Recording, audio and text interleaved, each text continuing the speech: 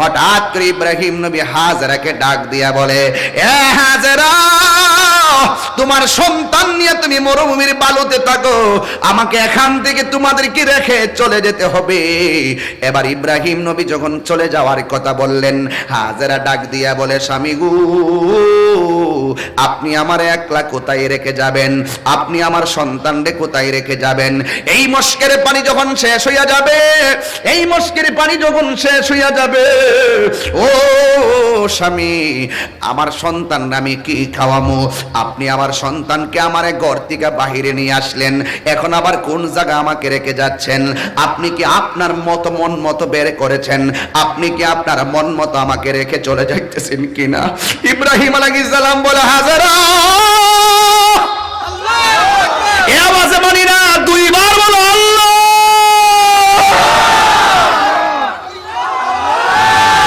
যার কেউ নাই তার কে আছে?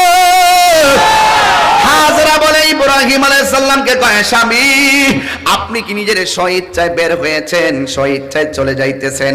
ইব্রাহিম নবী বলে, হাজেরা, আমি ইচ্ছা মতো ঘর থেকে বের হয় না, আমি তোমার ইচ্ছা মতো এখানে রেখে যাচ্ছি না। আমার আল্লাহ আমাকে অর্ডার করছে ঘর থেকে এখানে আসার জন্য। আল্লাহ আমাকে অর্ডার করেছে তোমাকে এভাবে তোমার সন্তান সহ রেখে যাওয়ার জন্য। হাজেরা মুস্কি হাসি দিয়া কয়, স্বামী, আপনাকে না করব না, আপনি চলে যান। আল্লাহ যদি বইলা থাকে আপনি চলে যান, আমরা খাবারের ভয় করি না। যদি আল্লাহ বইলা থাকে, আমার আল্লাহ আমারে আর আমার সন্তান রে না খাওয়ায়া মারবে না। মেহেরবান তুমি, মেহেরবান, মেহেরবান তুমি, মেহেরবান। সাউন্ডটাকে তুলে দেন। মেহেরবান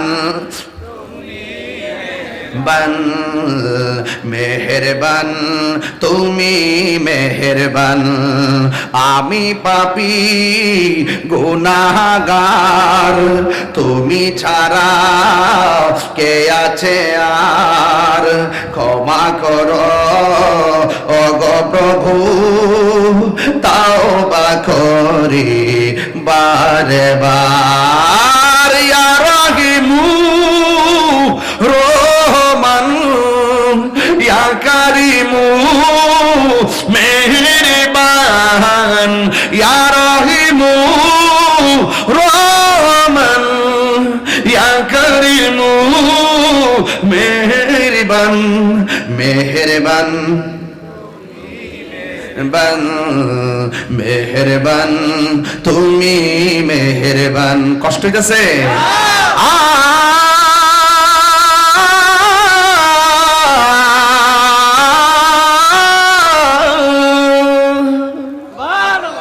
জেনে না জেনে হাজার পাপের সাগরে ডুব দিয়েছি, পথ হারিয়ে ভুলে।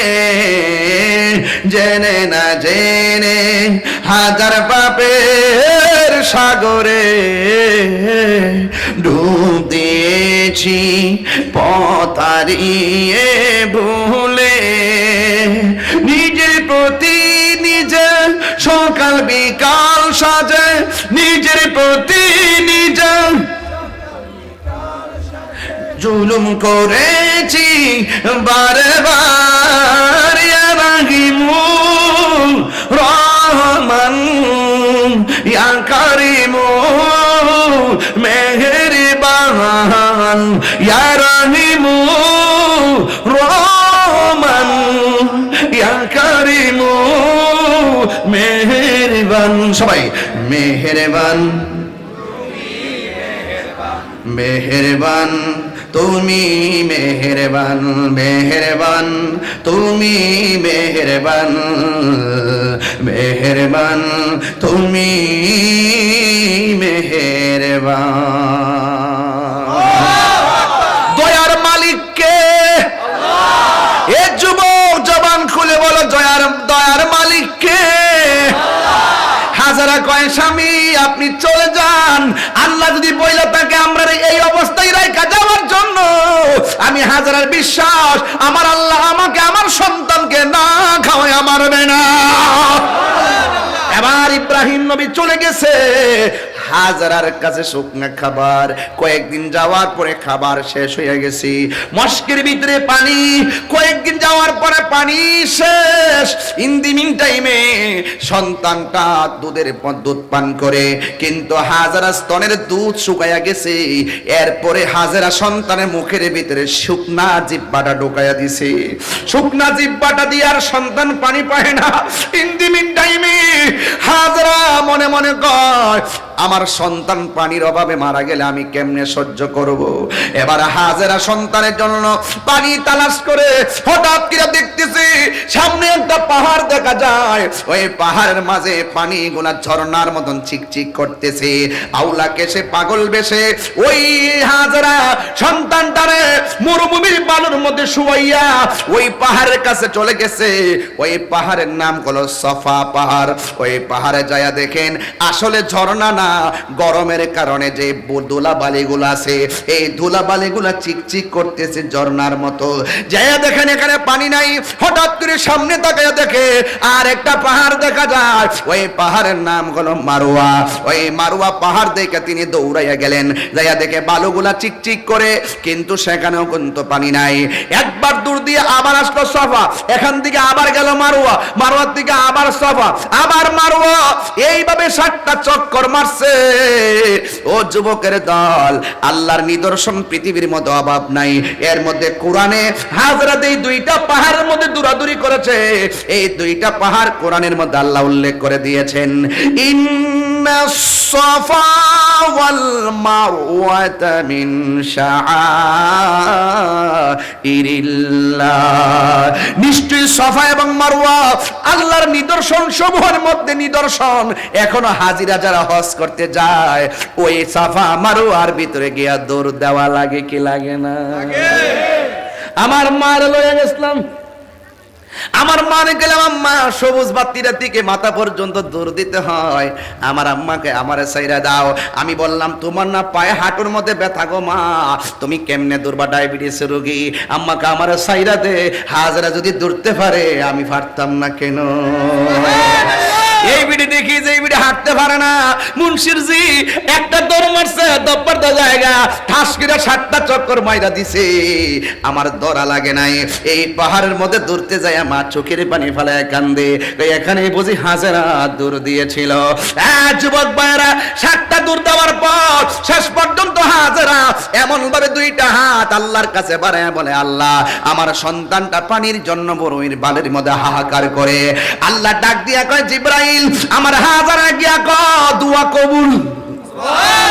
দৌড় দিয়ে সন্তানের কাছে গেছে, যাইয়া দেখে সন্তান পাগুল লড়াইতাছে, পায়ের গোড়া দিয়া মরুভূমির বালুর ভিতরে ঝর্ণা দ্বারা জারি হইয়া গেছি।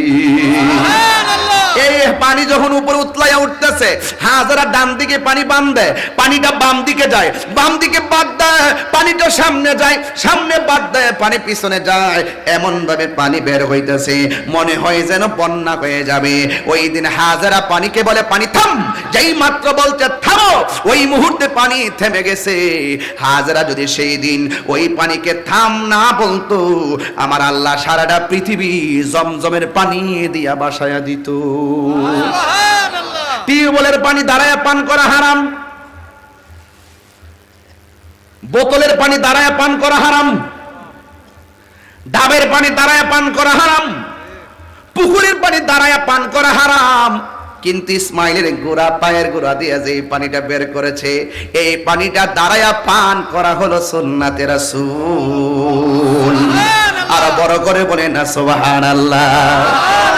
বিজ্ঞান প্রমাণ করেছে এই পৃথিবীর মধ্যে যত মিনারেল ওয়াটার আছে সবচাইতে বিশুদ্ধ পানির নাম হলো জমজমের পানি। এই পানির নাম হলো জমজম। এই পানিটা বিশ্বের মধ্যে স্বাদের দিক দিয়ে 1 নম্বর, গুণের দিক দিয়ে 1 নম্বর, উপকারের দিক দিয়ে 1 নম্বর। 2 নম্বর আর একটা পানি আছে, ওই পানিটা মদিনা থেকে 80 কিলোমিটার দূরে অবস্থিত বদরের প্রান্তর। ওই বদরে যাওয়ার সময় আরেকটা কূপ পড়ে, ওই কূপের পানিটা হলো দ্বিতীয়। ওই কূপের পানিটার পাশে আমার নবী একদিন সাহাবায়ে কেরামদেরকে নিয়ে বসেছেন। সাহাবায়ে কেরাম বলে, ইয়া রাসূলুল্লাহ, অনেক রৌদ্র লেগেছে, তৃষ্ণা কাতর হয়ে গেছে, মশকের মধ্যে পানি নাই। আমার নবী বলে, তোমরা কূপের ভিতর দিকে, এই কূপের ভিতর দিকে পানি পান করো। সাহাবায়ে কেরাম ওই পানি থেকে পান করতে গেল। মুখের মধ্যে দেওয়ার পরে সাহাবীরা বলে, ইয়া রাসূলুল্লাহ, পানিটা বিষাক্ত মনে হয়, ইয়া রাসূলুল্লাহ, পানিটা লবণাক্ত মনে হয়, ইয়া রাসূলুল্লাহ, পানিটা মজাদার মনে হয় না। আল্লাহর হাবিব উঠলেন, ওইটা ওই কূপের ভিতরে নবীর থুতু মুবারকটা দিয়ে দিলেন। থুতু মুবারকটা দেওয়ার পরে আল্লাহর হাবিব বলে, এই সাহাবীরা, এখন তোমরা পানি পান করো। সাহাবায়ে কেরাম বলে, ইয়া রাসূলুল্লাহ, এত স্বাদের পানি, শুধু মজার মজা। ওই কূপের নাম হলো বীরে শেফা। জোরে বলো সুবহানাল্লাহ। এই দিকটা কূপের নাম হলো জমজমের কূপ, আর ওই দিকে কূপের নাম হলো বীরে শেফা। আমি যখন বীরে শেফায় আম্মারে লইয়া গেলাম, আম্মা 2 রাকাত নামাজ পড়লো। একটা ঘর আছে, ঘরের ভিতরে 2 রাকাত নামাজ পড়লো। ছোট ছোট সাদা ড্রাম আছে, এই ড্রাম দিয়ে পানি ভরলাম, উযু করলাম, মুখের মধ্যে পানি দিলাম, গলার মধ্যে পানি দিয়ে কইলাম, নবী গো, আমি আপনার বাংলার জমিনে একটা ক্যানভাসার, ও ইয়া রাসূলুল্লাহ, একটু গলার মধ্যে পানিটা লাগাইলাম। সুবহানাল্লাহ, আর বড় করে বলেন না সুবহানাল্লাহ। এটার নাম হলো বীরে শেফা। এই পানি পান করলে রোগ ভালো হয়ে যায়। জোরে কোন না সুবহানাল্লাহ। আরে হজে যাইবেন মিয়া, হজে যাইবেন, কাফেলা লাগা মুআল্লিমের সাথে শুধুমাত্র বড় বড় হোটেল দেখবা লাগা পাগল হন না, যে আমার ঘুমের জায়গা ঠিক আছে নি, আমার খাওন গামলাটা ঠিক আছে নি, এইগুলো চিন্তা করেন না। 14 দিনের জন্য যাইবেন, 1 মাসের জন্য যাইবেন, বলবেন যে খাওন টান জীবনে বহুত খাইছি, দরকার হয় খাওন বাড়ির যে বহুত খাইতে পারো। এই সমস্ত অনেক জায়গাগুলো আছে, এই জায়গাগুলো ঘুরে ঘুরে দেখবেন, প্রত্যেকটা জায়গার ভিতরে ইসলামের সুমহান ইতিহাস লুকায়িত আছে। কথা বলেন ঠিক না?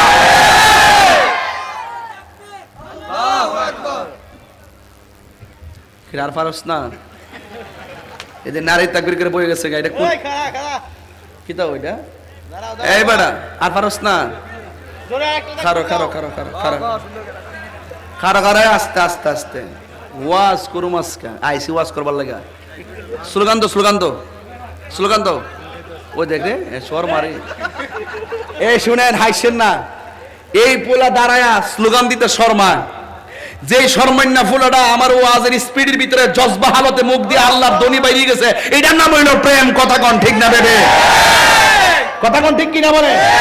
দেখেন, মানুষের সামনে তার মুখ দিয়ে আওয়াজ আসে নাই, অথচ লাজুক ছেলেটাও নবীর জজবা, আল্লাহর জজবা, ঈমানের জজবা, কুরআনের জজবায় উজ্জীবিত হয়ে তার স্লোগান এসে গেছে, নারা তাকবীর, নারা তাকবীর, নারে রিসালাত, আহলুস সুন্নাত ওয়াল জামাত। এটাই প্রেম। এটাই কি প্রেম? মারহাবা কোন? সেই পানি এখনো আছে না নাই? হাজিরা গেলে বাবা वो जाने वाले हाजी, আপনি তো বুঝেন না এগুলা। সিটাগাং গাইলে ওটা নাইস মারতো সবাই প্রেমের হালতে। वो जाने वाले हाजी, जब जाऊं तुम मदीना, जब जाओ तुम मदीना, दरबार मुस्तफा में मेरा सलाम कहना। যদি একটু এই মদিনা আরেকটা গজল আছে, আমি হব মদিনা, সারা বেলা জারদার, রোজার কিনারে কেটে যাবে দিন আমার। আমারই স্বপ্ন যদি হয় গোপরণ, ধন্য হবে মোর জীবন মরণ। আমারই স্বপ্ন যদি হয় গোপরণ, ধন্য হবে মোর জীবন মরণ। আমি হব মদিনার সারা বেলা জারদার, রোজার কিনারে কেটে যাবে দিন আমার। জুরি জুরি কি আল্লাহু আকবার বলা যাবে না?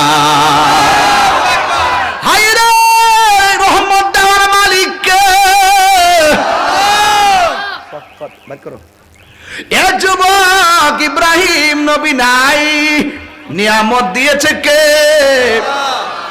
এরপরে দেখেন ফালাম্মা বালাগা মাহু সাইয়া, ইব্রাহিম নবী যখন ইসমাইল আলাইহিস সালাম যখন একটা বয়সে উপনীত হয়েছে, যখন মোটামুটি চলাফেরা করতে পারে, ওই মুহূর্তে ইব্রাহিম নবী স্বপ্নে দেখলেন ওখানে হাজারা হলো বাড়িতে, আর ইব্রাহিম নবী হলো আল্লাহর নির্দেশে অনেক দূরে। ইব্রাহিম আলাইহিস সালাম স্বপ্নে দেখলেন আমার আল্লাহ বলছে ইব্রাহিম তোমার সবচাইতে প্রিয় জিনিসটা কুরবানি করো। ইব্রাহিম নবী দুম্বা কুরবানি করলেন, আল্লাহর পছন্দ হয় নাই। ইব্রাহিম নবী উট কুরবানি করলেন, আল্লাহর পছন্দ হয় নাই। ইব্রাহিম নবী বকরি কুরবানি করলেন, আল্লাহ রাব্বুল আলামিনের পছন্দ হয় না। ও যুবক শুনে যান, ইব্রাহিম আলাইহিস সালাম যখন চলে এইভাবে কুরবানি করলেন, আল্লাহ রাব্বুল আলামিন পছন্দ করেন নাই। হঠাৎ করে মনে মনে ভাবলো আমি দীর্ঘদিন পরে আল্লাহ আমার একটা সন্তান দিয়েছে, এই সন্তানটা আমার সব চাইতে প্রিয়, আল্লাহকে রাজি খুশি করার জন্য আমি সন্তানটারে কুরবানি দিয়ে দিব। আর জোরে কোন আল্লাহু আকবার। এ যুবক ইব্রাহিম নবী বাড়িতে আসলো, আয়েশা হাজেরাকে আসল কথা কয় না, হাজেরা তো হইল সন্তানের মা। কোন মায়ের কাছে যদি বলে তোমার পোলাটারে জবাই করবো, তুমি কি কও? হাজরা বলবে আমার হারানো ধন, আমার অমূল্য ধন, আমার মানিক, আমার সম্পদ, আমার কলিজা কেমনে আমি বরদাস্ত করব? নিঃস্বার্থে ভালোবাসে শুধু আমার মা, ববে যার তুলনা নাই। নিঃস্বার্থে ভালোবাসে শুধু আমার মা, ববে যার তুলনা নাই। সেই মা তোমার চলে গেলে গো, সেই মা তোমার চলে গেলে সার হইব কান্দন। এই জগতে কেউ হবে না মায়েরই মতন, এই জগতে কেউ হবে না মায়েরই মতন। একটি জবান বন্ধ রাখবেন না, চিৎকার মেরে কন্যা আল্লাহু আকবার।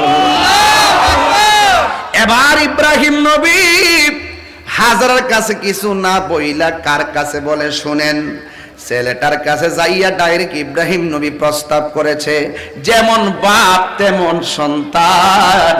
যাইয়া ডাক দিয়া কয় কলা ইব্রাহিম, ইব্রাহিম আলাইহিস সালাম বললেন ইয়া বুনাইয়া ইন্নী আরা, হে আমার বাবা, ইন্নী অবশ্যই আমি আরা দেখেছি, ফিলমানা আমি ঘুমের মধ্যে, আন্নী অবশ্যই আমি আসবাহুকা তোমাকে জবাই করেছি, ফাংজুরু এই মর্মে লক্ষ্য করো, মাজা তারা এই ব্যাপারে তোমার মতামত কি?